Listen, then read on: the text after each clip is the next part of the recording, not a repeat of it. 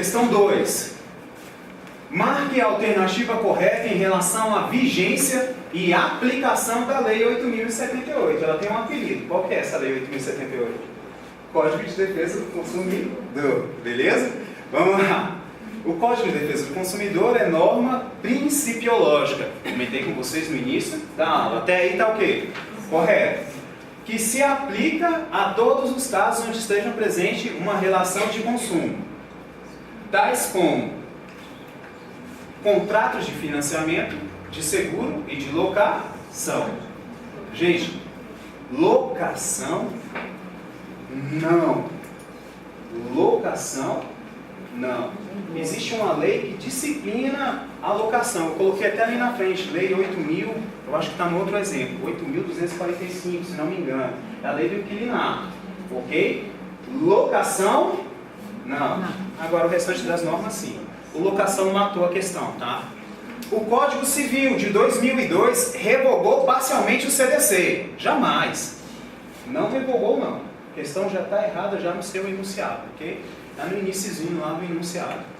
Vamos lá para D. As regras positivadas no Código de Defesa do Consumidor podem ser afastadas por acordo entre as partes de uma relação de consumo. Gente, as regras do Código de Defesa do Consumidor não podem ser convencionadas. Ok? Afastou. Existem exceções que podem beneficiar o consumidor. Por exemplo, mas até essas normas são previstas em lei. Tem uma garantia, a garantia legal. Se o fornecedor quiser estender a garantia do produto, ele pode? Pode. Vai prejudicar o consumidor? Não vai. Tranquilo? Agora, se ele quiser retirar um dos direitos previstos no artigo 6º, ele pode? Não. As normas, os direitos não são convencionados quando vão para prejudicar o consumidor. Ok? Elas não são passíveis de convenção, elas não podem ser ajustadas. Ao contrário do direito civil. Celebrei um contrato de compra e venda com alguns de vocês, do meu carro. Eu posso colocar as hipóteses que eu quiser dentro daquele contrato. Vou fazer o seguinte, vou receber metade agora e a outra metade eu vou receber em 2 parcelas, uma para 30 dias e 60 dias. Eu posso fazer isso com a outra pessoa que está comprando meu carro? Posso. A gente coloca um contrato firmou.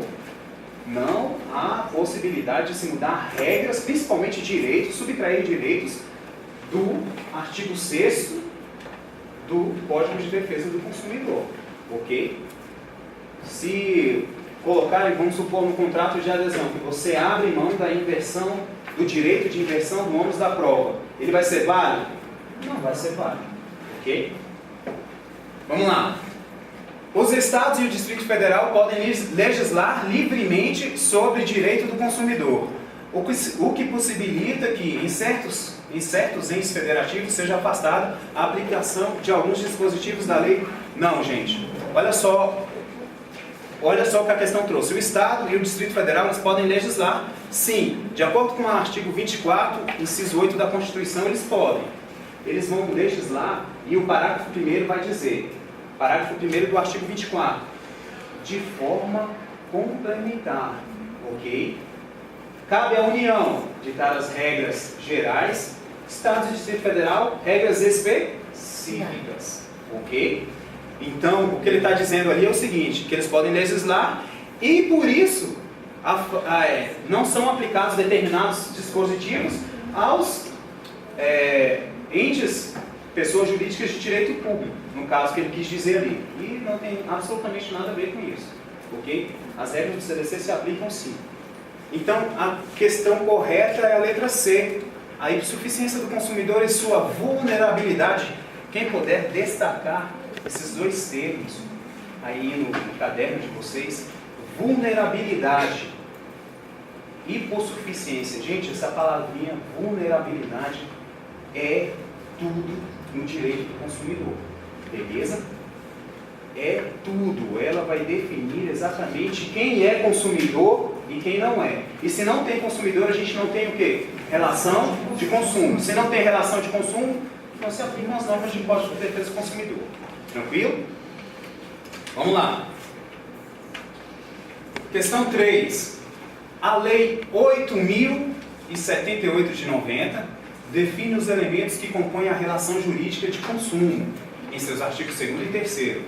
Elementos subjetivos são sujeitos, eu falei para vocês, consumidor e fornecedor. Elementos objetivos, produtos e serviços, respectivamente.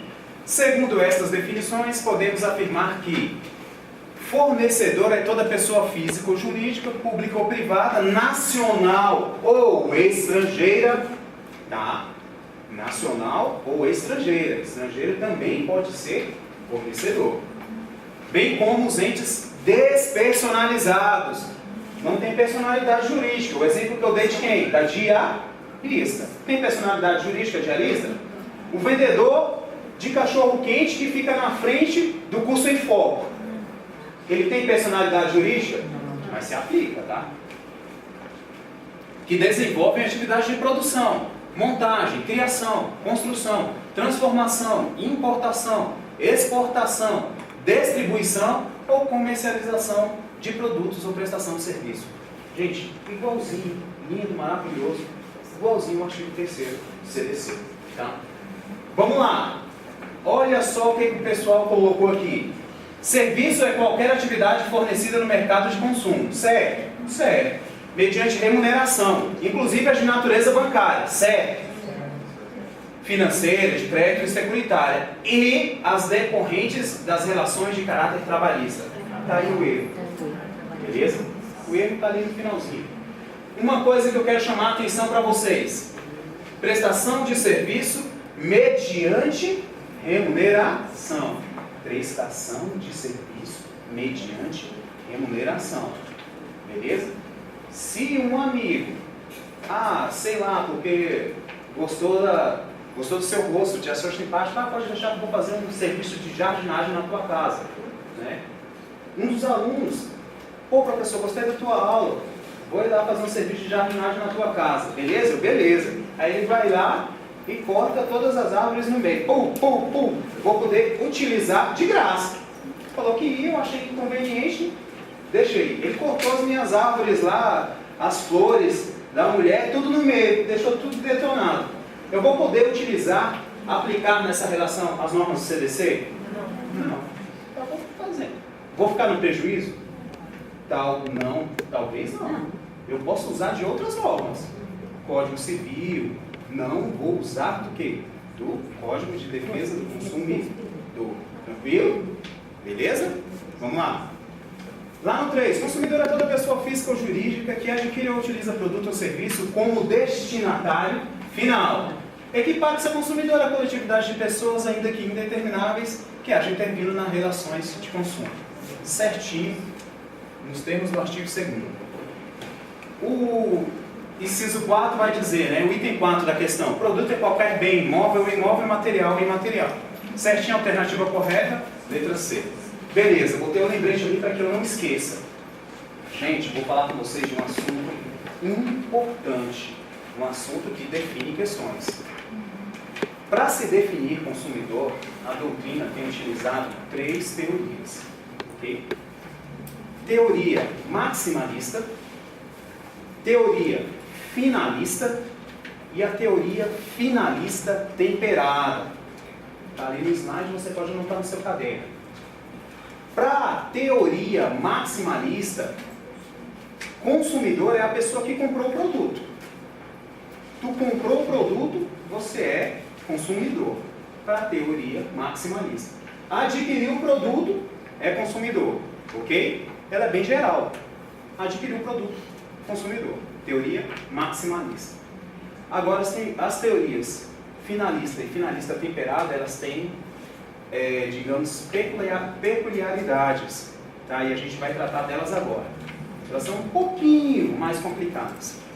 A teoria finalista, ela vai dizer o seguinte: consumidor é toda aquela pessoa física ou jurídica que adquire o produto, desde que seja com a intenção de ser destinatário final.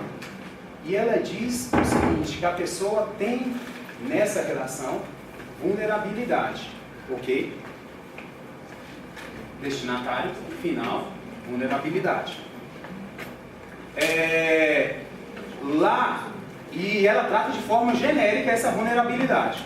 Ela não trata de forma específica.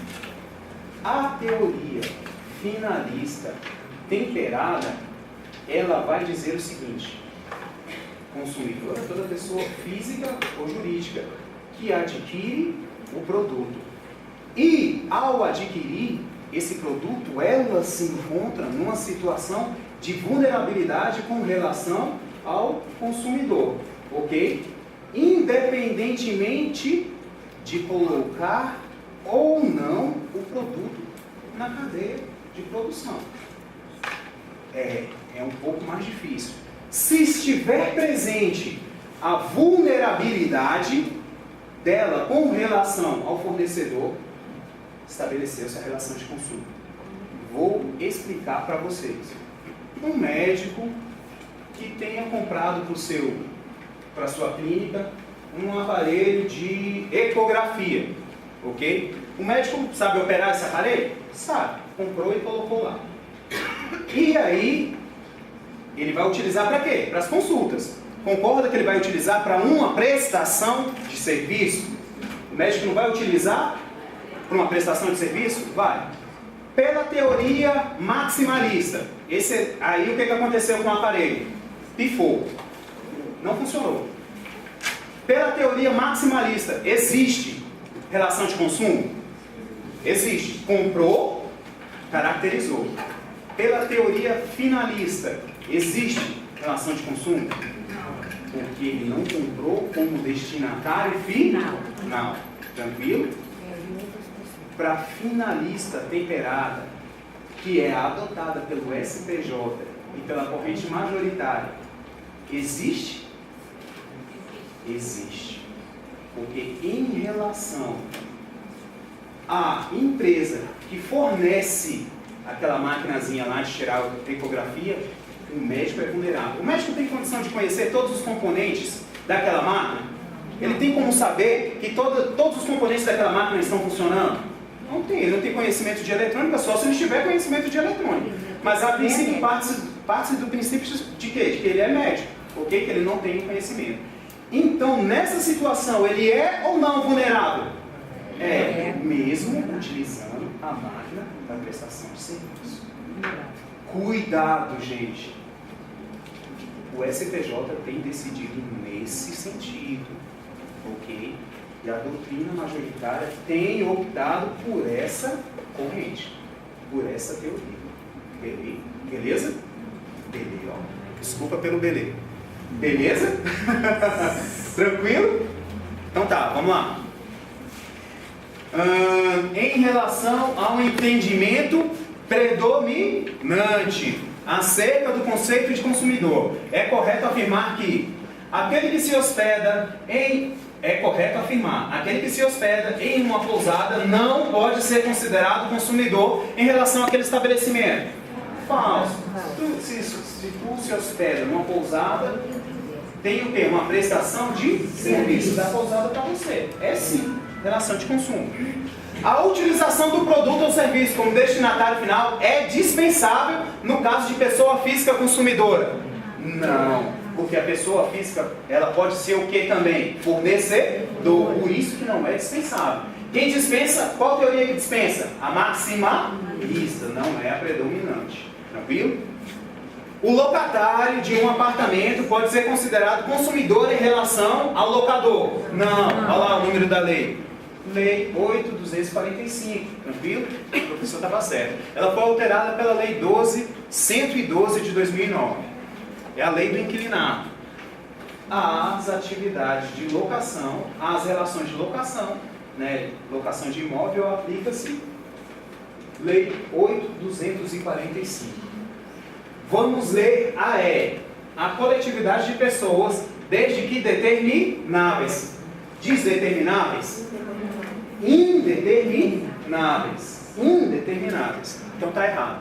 Vamos lá. Um motorista de táxi que adquire um carro para seu trabalho, ele pode ser considerado consumidor em relação a concessionário de veículos? Um motorista de táxi tem a obrigação de conhecer cada um dos componentes do motor do teu carro? Tem. De repente tem um problema no motor. Não tem obrigação. É ou não é vulnerável em relação à concessionária? É. Aplica-se as normas de direito do consumidor.